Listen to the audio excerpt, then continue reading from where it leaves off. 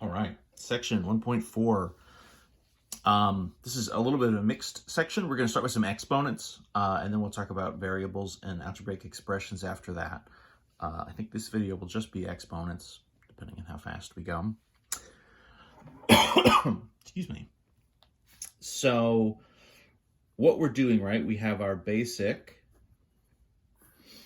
our sort of four, right, addition, subtraction, multiplication, division. We have sort of our, foundational, right, math operations. And even there we sort of talked about when we did those, you have addition, right? You're combining two values. Subtraction is the opposite of that, removing value.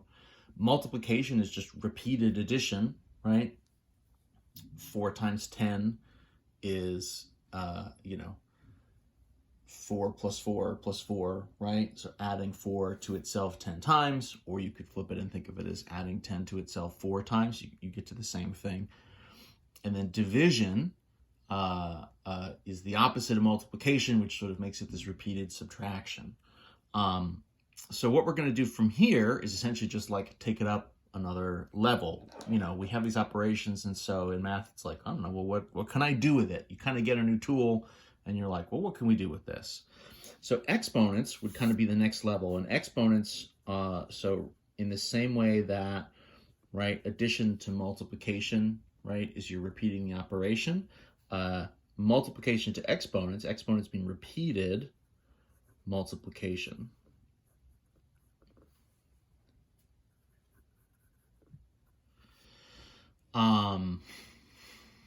Right, so the notation for this, so for example, right, if I did something like, the way I would kind of write this out, right, so repeated multiplication, taking the same value, multiplying it by itself however many times. So this, right, 2 times 2 times 2 times 2.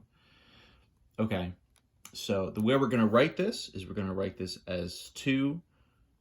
There are 4 of them, right? And so we're going to mark a 4 up here in the sort of upper right corner. So the placement of the exponent, I guess I should sort of define, right? So the 4 itself is what we call the exponent. So that tells you how many times to multiply. And then the 2, right, is the actual number we're multiplying. That's what we'll call our sort of base number. So when you're doing exponents, you have a base number is what you're actually multiplying, and then the exponent itself will tell you how many times. So it's sort of a two-stage thing. How do we evaluate this? Well, all you're going to do, right? Multiplication, we said, is commutative, right? The order doesn't matter. And so all we're just going to do is just multiply these things in order. So for example, for us, right, 2 times 2, of course, would be 4. Times 2 times 2, right? 4 times 2 here would be 8, right? And then 8 times 2 would get us to 16. One thing to kind of notice, just conceptually, as we go from addition to multiplication and now to exponents, we're kind of going up in terms of like how big the numbers get and sort of how fast that happens. So obviously, if I did, 2 plus 4, it would be 6. If I did 2 times 4, it would be 8. And now if I do 2 raised to the 4, all of a sudden I get to 16. In general, certainly relative to just addition and multiplication, exponents get pretty big, pretty fast. This is just 2 as a base number. And even just with 2 as a base number, you could get, if I start going, whatever, 2 to the 7 or something, right? Something we would think just 2 times 7 is just 14 is not very big at all, right? I mean, 2 is just like not that big of a number. But as I start stacking all these 2s, you run into a little bit of an issue with the exponents where you have to sort of write out 7 2s, so that's 1, 2, 3, 4, right? 5, 6, 7. You can kind of go in pairs here. Maybe we sort of know we're going to get 2 to the 4 would be 16. So if I go in pairs, that's a 4, that's a 4. 2 times 2 here would also be 4, and then times a 2 in the end. I know, again, right, 4 times 4 is 16. 4 times 2 here would be 8. And so now I'm getting to 16 times 8. Which, I mean, you know, at that point, maybe you're stacking it and sort of multiplying. 6 times 8, of course, 48. 8 times 1 is 8, plus the 4, 12, right? So at this point, we're up to 128. So even compared to just the line up here, when we did 2 to the 4 was only 16. You know, not the biggest number in the world, but, you know, a few more 2s, just jumping the power from 4 to 7.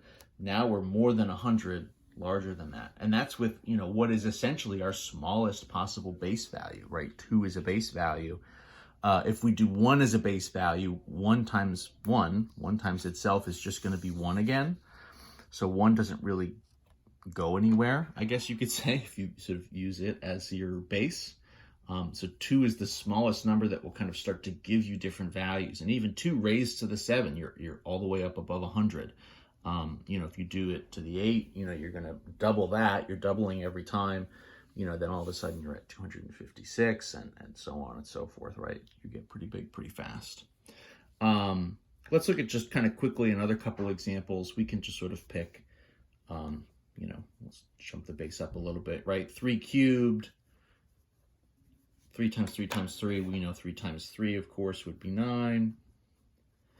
And then times the third 3 would be 27, right? And again, you know, as a comparison, 3 plus 3 is only 6. 3 times 3 was a part of this that we did is 9. And so now we're jumping up to 27. Literally, we could throw any numbers into here. What else? Maybe something a little bit bigger, you know, 9 raised to the 2. You know, anything raised to the 2 is sort of part of our times tables, right? 9 times 9 would be 81. And then, just as a rule, I'll you know, anything raised to the 1.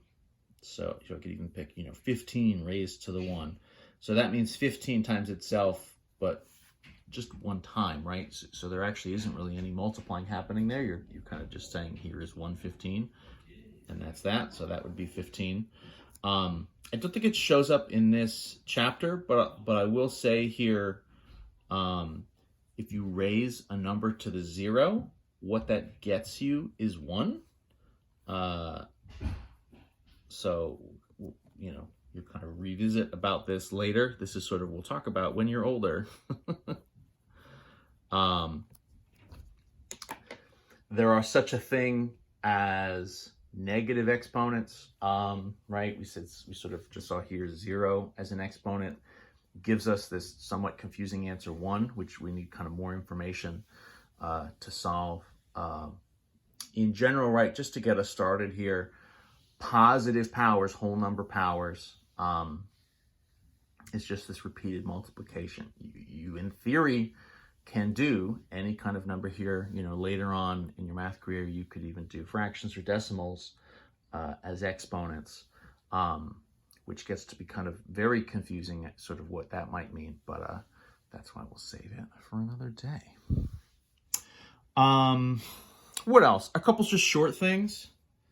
As always, we want to have a little bit of vocabulary, right? We sort of said the, you know, base value is sort of the number you're multiplying. The exponent is how many times, right, is your number up in the corner. A couple things we'll just sort of use commonly. If you want to raise something to the 2, you might say squared, right? Raised to the 2nd power if the exponent is 2. We could say squared, right?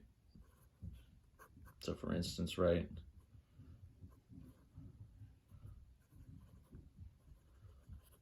5 squared would be 5 raised to the 2 would be 25, right?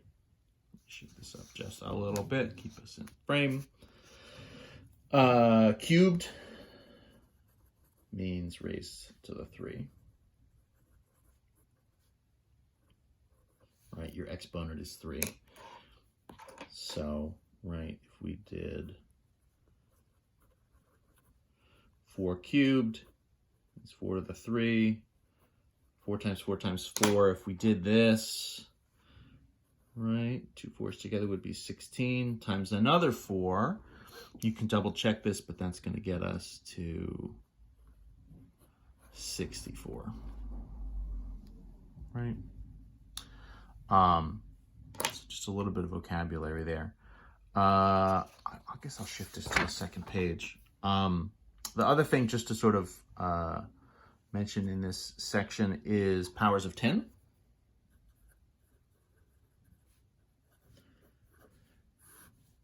So if 10 is your base number,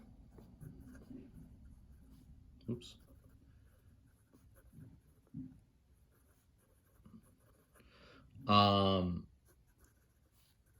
Then the result of 10 to sort of any number is going to be a 1 with sort of n many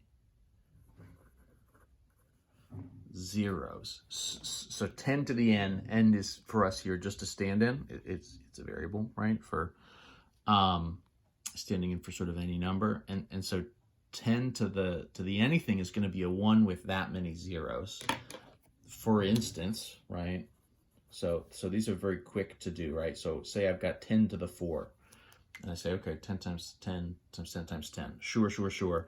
But like the shorthand is just say, okay, well, so that's 1, and then it's 4 zeros. So 1, 2, 3, 4, and then we just kind of double back and put our commas in to help us sort of see that that's going to be 10,000, right? 10 to the 6. Okay, so a 1, and then 1, 2, 3, 4, 5, 6, right? So those zeros come in 3s, and that would be 1 million.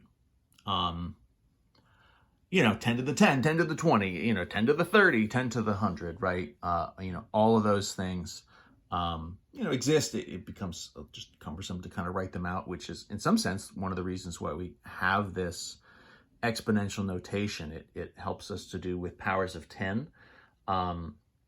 You'll see in sort of a lot of science and sort of other, physics and different kind of technical things. If you're working with really big numbers, there's a shorthand scientific notation that uses powers of 10 to be able to write really, really big or really, really small numbers. Again, that's something that'll come up later in this book.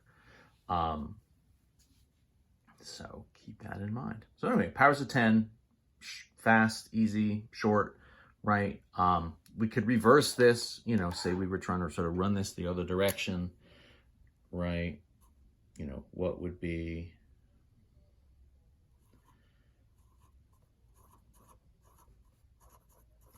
100 million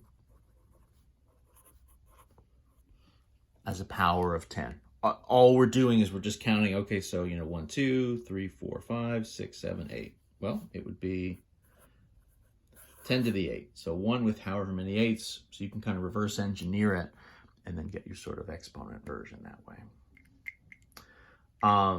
So that's the start. That's the sort of basics for exponents.